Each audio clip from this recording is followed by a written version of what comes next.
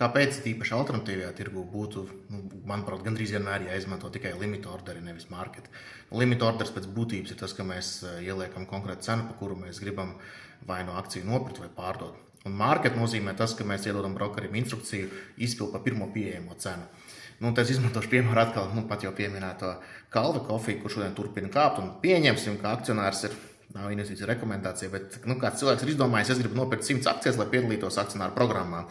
Tad, kas ir jādara, jāiet iekšā brokeru platformā, tur atrodam akciju, liekam iekšā 100 akcijas, pirkt. Ja mēs ieliktu vienkārši pirkt 100 akcijas par tirgus cenu, tad es šobrīd skatos, kas tur tirgu ir. Tirgus dziļums, patiesībā tur to akciju nemaz nav tik daudz piedāvājumā un ir tikai par vairākiem procentiem jau uz augšu. Un var sanākt tā, ka beigās šis darījums vispār izpildās vēl par krietni lielāku cenu.